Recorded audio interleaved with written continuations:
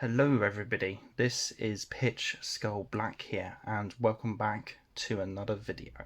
So it's a new year and another collection update video, which will probably be the final collection update type of video for the channel, as I'm going to announce here now that 2022 will be the last year of this channel after 9 years of videos and doing whatever the hell I've been doing on it recently. I'm not going to be going into why I'm going to be ending the channel this year in this video. That's for the final video on the channel itself, which will come out at some point this year whenever the hell I finish it.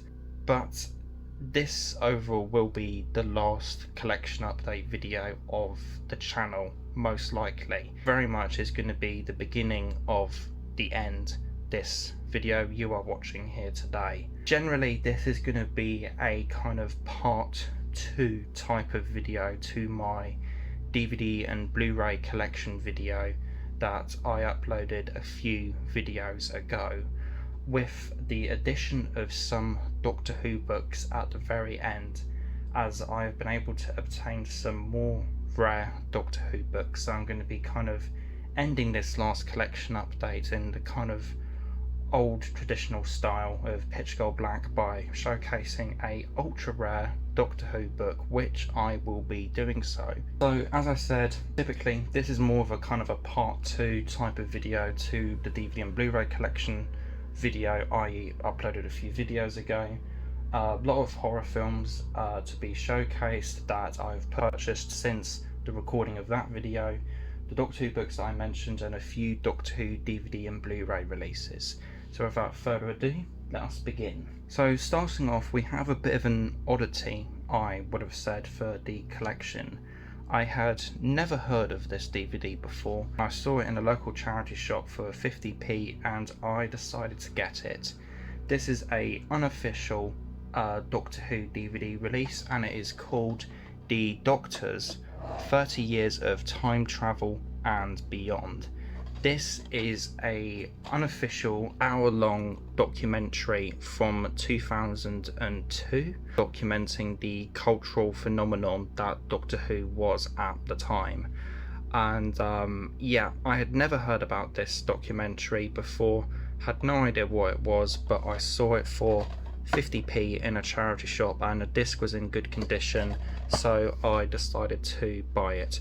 Then I was able to, of course, obtain the 2 most recent missing episode animation steelbooks, The Evil of the Daleks and Galaxy 4, both of which I will be unboxing on the channel in their own videos at some point soon after this video goes out.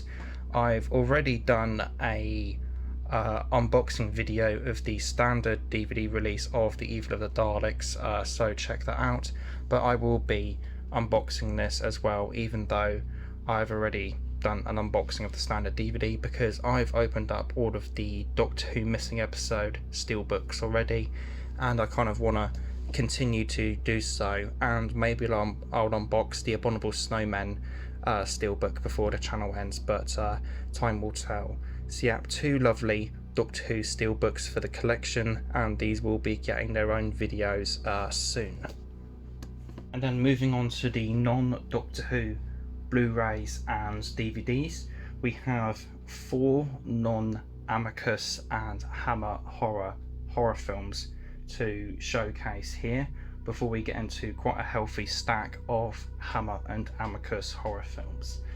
So first up, we have this gorgeous limited edition steelbook of Universal's The Invisible Man from 1933, which I was able to purchase in a local second-hand shop for only £5 yesterday at the recording of this video. Quite how this was so cheap in there, since it's a limited edition, I have no idea, but I've been wanting to get the Blu-ray, or get a Blu-ray of this film for quite some time now, and I finally managed to with this gorgeous steelbook release, as this is my favourite Universal monster movie from what I've seen of the classic era, I guess you could say, from like the 30s and the 40s. So to get this on Blu-ray and to get this such gorgeous steelbook is quite a lovely addition to have in the collection. And yeah, as you can see, the artwork is absolutely stunning to this. We have another pretty classic movie, that is Dead of Night, which was one of the first horror anthology movies ever made. I think this might have been the third or the fourth, but either way, this is really what kind of got horror anthology movies started, and it's a classic as seen by many, and is pretty much what paved the way for companies like Amicus and other series of anthology horror films that were to come, like the VHS franchise from recent years. Dead of Night itself, I wouldn't have said that this is an amazing movie. It certainly has its place in history, and I do think it is a great one overall, but I do feel that the golf sequence in this movie was absolutely awful. Horror and comedy is just something that never should go together, in my opinion, and unfortunately this particular sequence tries to do so and ultimately fails to do so, and is just absolutely terrible in my opinion. But the rest of it is great, and particularly the sequence with the mirror. But yeah, overall has its place in history. It's a pretty great film despite that one terrible story within, but yeah, has its place in history, and I did enjoy watching it quite a bit. And then we have my most recent watch of what I will be showcasing here. We have the Blood on Satan's Claw, which is a film by horror movie company Tygon Film Productions, who were similar to Amicus and Hammer, and this is the only movie I have by them, and it's the only one that I've watched as well. It was decent in my opinion. A lot of people really hyped this one up, but I found it a bit average at about 6.5 out of 10, but it still had some really great moments to it. The really interesting thing about this film for me was that Wendy Padbury was in this. A really good performance in this film, but did have quite the gruesome ending.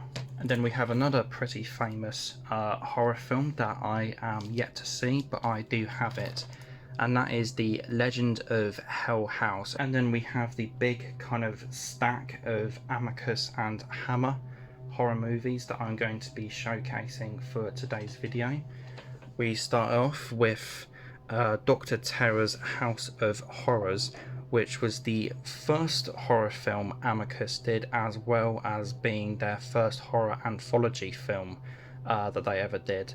Again, this one, a lot of people really hyped up for me, but it wasn't as good as people said it was, in my opinion. But then again, it is still a great movie, and I would still give it an 8 out of 10. It just simply wasn't quite as good as some other people hyped it up for me, I would have said personally. And from what I've seen, this is actually my least favourite of Amicus's horror anthology films.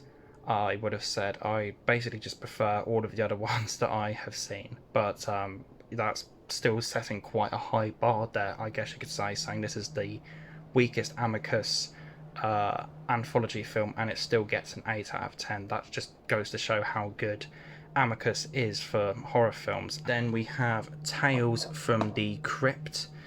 All of the other Amicus anthology films that I have seen, the other 4, all get a 9 out of 10, I would have said, and all kind of come down to personal preference in terms of which one is my favourite. And I think ultimately I will say that The House That Dripped Blood is my personal favourite, but they're all really close, and this is another brilliant one, Tales from the Crypt. And the same thing can be said with Vault of Horror. another great anthology film from the company. Again, this is another kind of interesting film for Doctor Who fans, as the very last story in it has Tom Baker in it, who is basically a painter in this story that messes with voodoo, and that was probably the highlight story out of this batch of stories by Amicus, I would have said. And yeah, another absolutely fantastic film by Amicus, and another one that I would highly recommend. Scream and Scream Again. This, I believe, kind of isn't really a horror film, but kind of falls underneath the genre of kind of sci-fi thrillery type of film. I don't really know too much about this one, but it should be an interesting watch, particularly with that cast up there: Vincent Price, Christopher Lee and Peter Cushing. So yeah, should be an interesting film. I haven't seen that one yet. And then we have the very last horror film Amicus ever did, and that is The Beast Must Die. It's a fun, cheesy, easy to watch werewolf film, and yeah, not exactly an amazing send-off for Amicus, I would have said personally, in terms of their horror films, but it is a great one and a pretty good way of ending their kind of legacy of horror films, I guess you could say. And it's quite a dynamic one as well, I would have said, as it actually has an inbuilt pause in the film itself, where it will pause automatically for 30 seconds during the quote-unquote werewolf break for the audience to guess who the werewolf in the film is. So yeah, quite a unique film and quite a good one to end Amicus horror films, I would have said. Moving on to Hammer horror films now. I have 7 to go through. We have The Abominable Snowman, which I finally managed to get on DVD. I have seen this one on YouTube and it is a great one. It is a Hammer film adaptation of a TV play called The Creature by Nigel Neal. The creature itself is missing from the television archives, but I have heard that this film and that play from TV were practically identical, so from what I've heard, so they're probably not missing much if you're watching this film. Plus they both had Peter Cushing in them. The Curse of the Werewolf, have not seen this one yet, but I do look forward to doing so. The Plague of the Zombies, which is one I have seen, and it is a great kind of voodoo zombie movie, I would have said, and I wanted to get an upgrade to Blu-ray, and so I did. And then we're moving on to kind of one of the more famous sections of Hammer horror, I would have said, and that is their Dracula series. In my previously mentioned video of my DVDs and Blu-rays, in that I only had 3 of the 9 films of their Dracula series that they did, and recently I've been able to acquire 4 more of those films. The second one, Brides of Dracula, which has an absolutely fantastic DVD cover, I would have said. Then we have the 5th one, Taste the Blood of Dracula. After this one, with the 6th one, Scars of Dracula, that kind of concluded the ongoing continuity that the first 6 of their Dracula films had, I believe. And then with the 7th and 8th ones, they kind of did a soft reboot of the Dracula series, which kind of resulted in 2 fairly polarizing Hammer horror films, I would have said. These next 2 aren't as well liked as the earlier Dracula films from my understanding, but I am still happy to have them and I still look forward to watching them. So we have number 7, Dracula AD 1972 from 1972, and from 1973 we have the Satanic rights of Dracula in the HMV Premium Collection Blu-ray range, which also does have the ninth one, The Legend of the Seven Golden Vampires.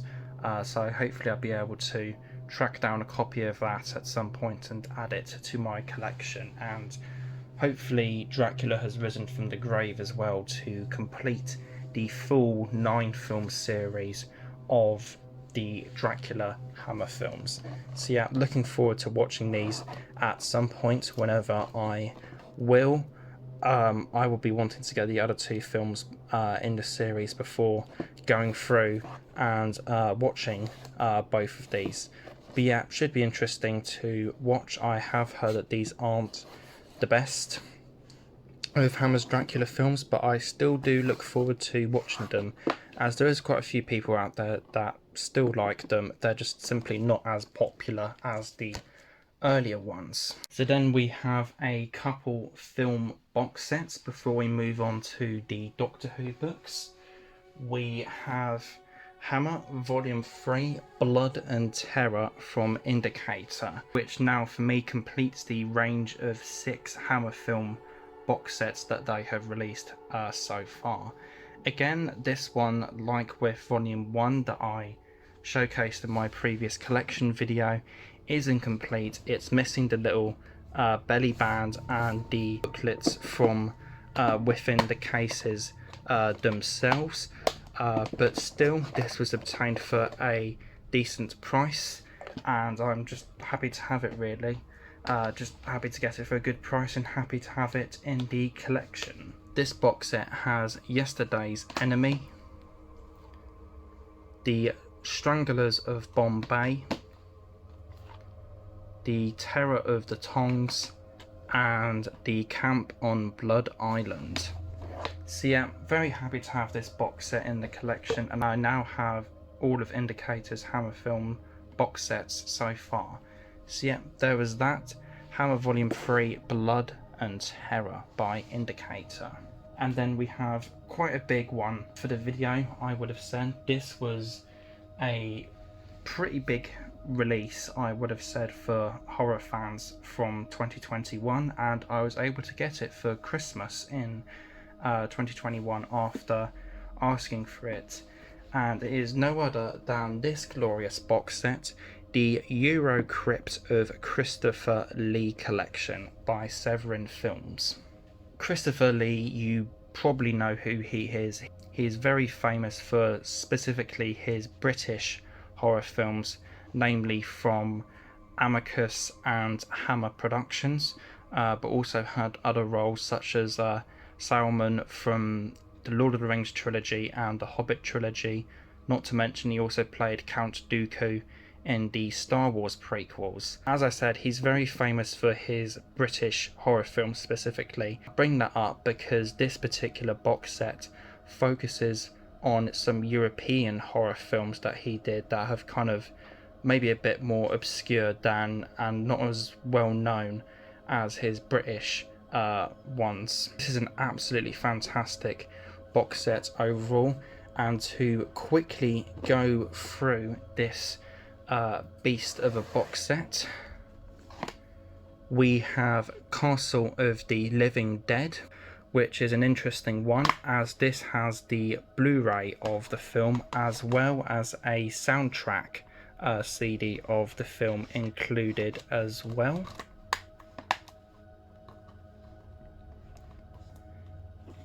Then we have Challenge the Devil, which has the Blu-ray of the film on the left here, as well as a bonus disc for the box set there.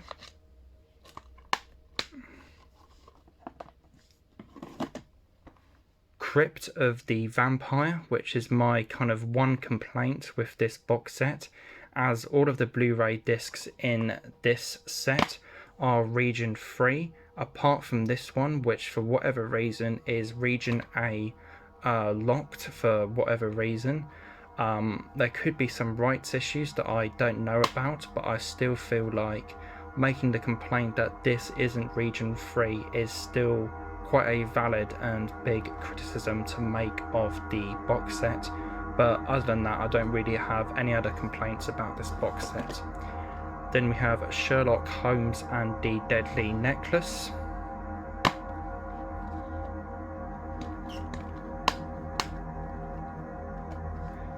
And then we have the Torture Chamber of Dr. Sadism.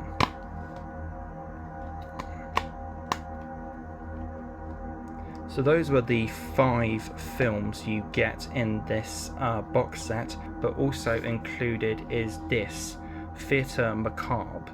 This is a obscure Polish television series that Christopher Lee presented, and this case here represents the 24 surviving episodes of this series. So 2 Blu-ray discs and about 12 episodes per disc.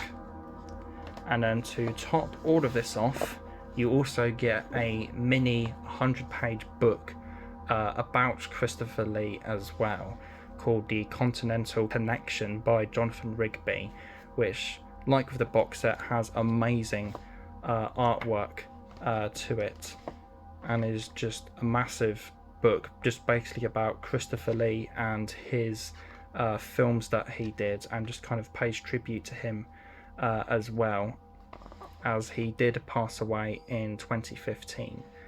So that was all of the non-Doctor Who stuff for this collection update video, and for the finale I'm going to be showcasing the Doctor Who books that I mentioned. One Doctor Who book that's kind of more uncommon, as well as one other that could be considered uncommon to fairly rare, and a Doctor Who book that I would consider to be ultra rare, and one that I managed to get for a very good price. So first off, we have a Doctor Who novel, and I have sung the praises of this particular Doctor Who book range on the channel in the past, so I figured that it would be all the more fitting for the last collection update video on the channel to showcase that I have been able to obtain this very rare Doctor Who book from that particular range, and that is Atom Bomb Blues, which was the final Past Doctor adventure book released by the BBC, and unintentionally so, as they actually had more planned after this book, but decided to cancel them and just cancelled the range basically in favour for the new series books, and as such this ultimately ended up being the last Past Doctor Adventures book unintentionally. And somehow I was able to obtain this book for £1 in a charity shop, which was an absolutely fantastic deal, and I'm very, very happy to have this in the collection, because this is the final book in what is ultimately my favourite range of Doctor Who books, the Past Doctor Adventures. So yeah, not a super hard book to get, but I do think you still have to fork out about 20 quid to try and get a copy on Amazon, but I could be wrong about that. It could have gone up drastically now, but then again, I'm not really looking at Doctor Who books too much anymore anyway, so I could be completely wrong. But yeah, there is that, Atom Bomb Blues. Lovely to have this book in the collection. Don't really have much anything else to say on it, just a really, really nice addition to the collection. So for the next Doctor Who book I'll be showcasing here, this is definitely the easiest to get out of the 3, even though it went out of print recently from the publishers. This is the Complete History, Volume 12, Fury from the Deep, The Wheel in Space, and The Dominators. I originally wasn't going to showcase this in this video, but I figured I might as well, and it is pretty special for me, this book, because it is the complete history entry on my favourite Doctor Who story of all time, Fury from the Deep. So I'll leave that to explain as to why I'm showcasing this book here, because Fury from the Deep, my favourite Doctor Who story of all time, it is absolutely magnificent in terms of a story, and I absolutely love it to pieces, and to have background information on that amazing story is just what drove me to buy this book. I didn't really care about the entries of the Wheel in Space or the Dominators. I just wanted Fury from the Deep, because Fury from the Deep is goated. And boy did they do justice for the story with this gorgeous artwork. And so here we are. We've reached the end of this video and the end of the final collection update video for the channel. Would I be ending it with a bang? When I walked into a secondhand bookshop a little while ago now, I was not expecting to walk out with this book, as it is such a rare Doctor Who book. I went into that secondhand bookshop basically looking for ghost story books, as that's what I was kind of looking for at the time, seeing what they had.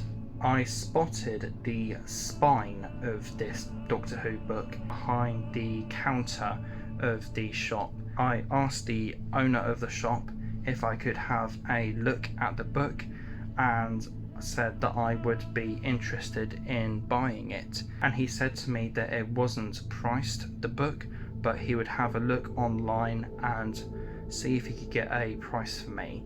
He could only find one listing of the book at the time, which was on Amazon for about £87 or something like that, and he offered me £40 for the book, and I accepted that offer, and I now have this very rare Doctor Who book in the collection. And this is one that goes for probably three figures, sometimes like around the £100 mark, I would have said, or slightly under that. So for getting this book for £40 is absolutely fantastic. So I've established that this is a very rare Doctor Who book. It has gone for quite a bit of money in the past, and I've been able to obtain it for a really good price, which is £40. I would also like to further tease this book by saying it's nothing to do with original novels. It's not a Virgin book, it's not a BBC book, and it is nothing to do with the Target books. It's not an Alan Wingate hardback, it's not a Target hardback, it's not a rare Target paperback, it's nothing like that, it's something else. I present to you, ladies and gentle Whovians, what is no other than the 1968 Doctor Who Annual.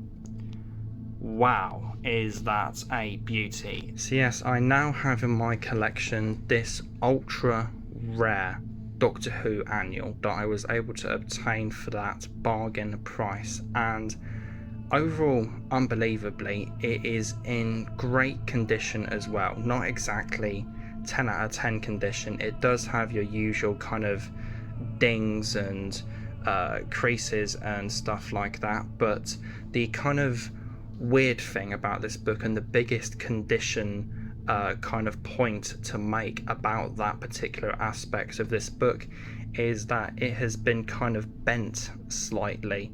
As you can see, it kind of goes up here and then kind of goes back down again. There's kind of misshapen a little bit, and I believe it kind of got bent somehow, just kind of looking at the general shape of the book. It kind of got bent at the bottom corner here somehow, but yeah, still absolutely fantastic to have. And as you can see, the condition of this book is fantastic, despite that weird thing to do with the kind of misshapenness of the book. All of the pages are intact and is in fantastic condition overall. So yeah, the annuals of Patrick Troughton's Doctor are extremely rare and sought after, and I think one going for 40 quid is practically unheard of. And I'm not exactly sure which is the rarest one. It might be this one, or the 1969 annual, the one with the Yeti on the back and the Doctor kind of fighting the Cybermen on the cover. I'm not sure if that's the rarest one or this is, but both of them are nonetheless very rare and sought after Doctor Who books, and I think this is just an absolutely incredible addition to my collection. and one hell of a way to end this collection video and end collection videos on my channel.